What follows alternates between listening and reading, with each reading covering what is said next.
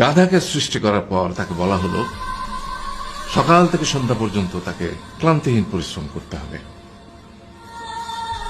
সারা জীবন তাকে পিঠে ভারী বোঝা বইতে হবে, খেতে পাবে শুধু ঘাস, আর তার মাথায় কোনো বুদ্ধি থাকবে না। তার আয়ু হবে 50 বছর। গাধা করজোড়ে সৃষ্টিকর্তাকে বলল, আমি এত বছর বাঁচতে চাই না, আমাকে 20 বছর আয়ু দেওয়া হোক। সৃষ্টিকর্তা সেটাই মঞ্জুর করলেন।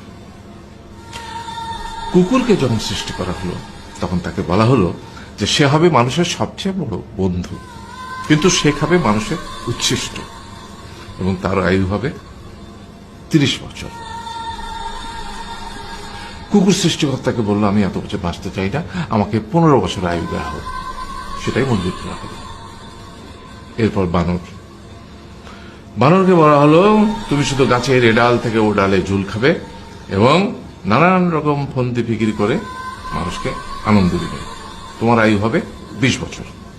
বানর বলল, আমি 20 বছর বাঁচতে চাই না, আমাকে 10 বছর দেওয়া হোক। সেটাই মঞ্জুর করা হলো। এবার এলো পুরুষ মানুষের পালা।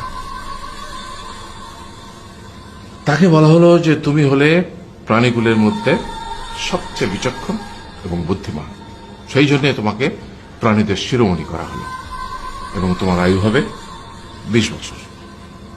তখন পুরুষ মানুষ বলল, করজোড়ে বলল সৃষ্টিকর্তাকে যে 20 বছর আয়ু অত্যন্ত কম, হে প্রভু, আমাকে ওই গাধার সে যে 30 বছর আয়ু চায়নি সেটা আমাকে দেয়া হোক, ওই যে কুকুর 15 বছর ফিরিয়ে দিয়েছিল সেটাও আমাকে দেয়া হোক, আর যে বানর 10 বছর নেয়নি সেটাও আমাকে দেয়া হোক। 20 বছর অত্যন্ত কম, আমি দীর্ঘদিন বাঁচতে চাই। সৃষ্টিকর্তা সেটাও মঞ্জুর করলেন। তারপর কি হলো? সেই থেকে ছেলেরা পুরুষ মানুষ হিসেবে বাঁচে 20 বছর, তারপরের 30 বছর সংসারের বোঝা পিঠে করে বয়ে বেড়ায়, সেটা কার মতো? গাধার মতো। তারপরের 15 বছর সে তার ছেলে মেয়েরা যা দেয় সেই রকম ঠিক কুকুরের মতো উচ্ছিষ্ট খেয়ে বাঁচে।